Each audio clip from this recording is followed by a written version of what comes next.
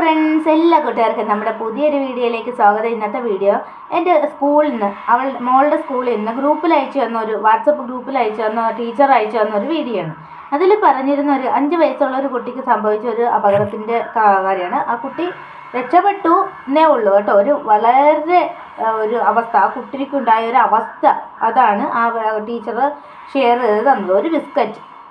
അപ്പോൾ അതെന്താ സംഭവം എന്ന് വെച്ചാൽ, ഒരു 5 വയസ്സുള്ള കുട്ടി യൂറിൻ പാസ് ചെയ്യുമ്പോൾ ബ്രൗൺ കളറിലാണ്, ഡാർക്ക് ബ്രൗൺ കളറിലാണ് യൂറിൻ്റെ കളർ.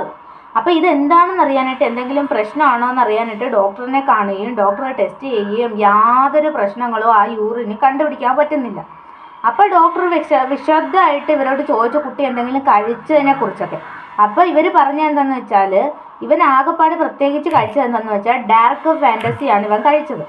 അതും 1-2 എണ്ണമൊന്നും അല്ല കഴിച്ചത്. ഒരു വിരുന്നുകാർ വന്ന വലിയ പാക്കറ്റ് ഒറ്റ കുത്തിയിരിപ്പിന് അവൻ അതെല്ലാം അകത്താക്കി എന്നാണ് പറയുന്നത്. ആ ഒരൊറ്റ കാരണം കൊണ്ടാണ് കുഞ്ഞിൻ്റെ യൂറിന് ഈ ബ്രൗൺ കളർ വരാനായിട്ടുള്ള റീസൺ.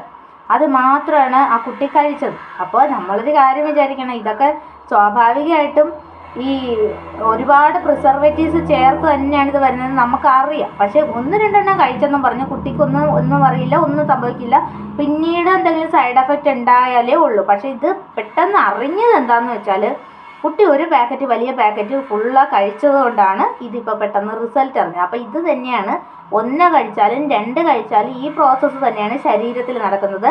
വിഷത്തെ നമ്മുടെ ശരീരം നീക്കം ചെയ്ത് അവയവം ഡാമേജ് ആവും. ഓക്കെ, ഇതാണ് സംഭവിക്കുന്നത്.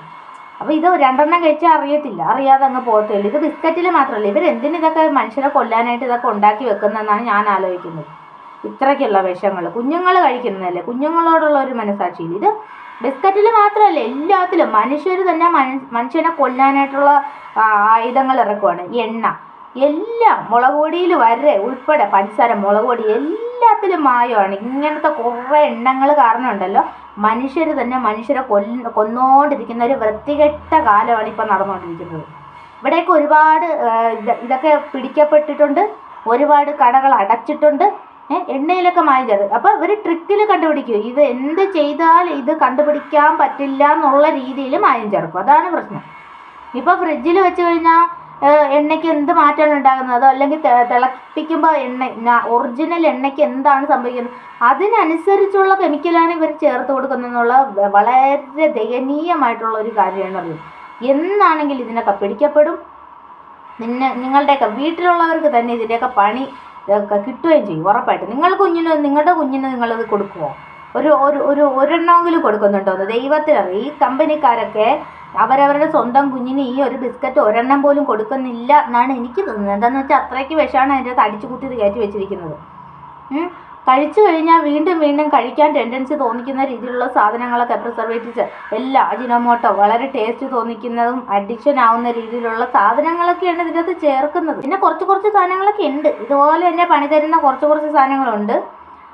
അത്യാവശ്യത്തിന് മാത്രം നമ്മൾ ഒറ്റക്കെട്ടായി നിന്ന് കഴിഞ്ഞാൽ ഇതൊക്കെ പറ്റും. കുട്ടികൾക്ക് അവരുടെ ഒരു ആഗ്രഹത്തിന് നമ്മൾ വാങ്ങിക്കൊടുക്കുന്ന സാധനങ്ങളാണ് ഇതൊക്കെ. എന്നും വീട്ടിലുണ്ടാക്കുന്ന ഭക്ഷണം തന്നെ കഴിക്കണം എന്നൊക്കെ പറഞ്ഞാൽ അതുങ്ങളുടെ ഒരു സന്തോഷത്തിന് ഇതിന് വേണ്ടിയാണ് നമ്മൾ വാങ്ങിക്കൊടുത്തത്. അപ്പം നമ്മളോട് ചെയ്യുന്ന നാർത്തരല്ലേ ഇത്, സത്യം പറയുകയെന്നുണ്ടെങ്കിൽ അല്ലേ?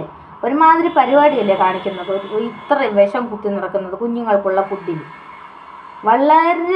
വളരെ നശിച്ച ഒരു നാടാണ്, അത്രേ പറയാനുള്ളൂ. എല്ലാം എന്നെന്തെങ്കിലും പിടിക്കപ്പെടുക. ഈ കമ്പനികളൊക്കെ പൂട്ടണമെന്നാണ് പറയുന്നത്. ഇതൊക്കെ കണ്ടുപിടിച്ച് കമ്പനികളൊക്കെ പൂട്ടിച്ച് വിടണം, അതാണ് വേണ്ടത്. Thank you for watching.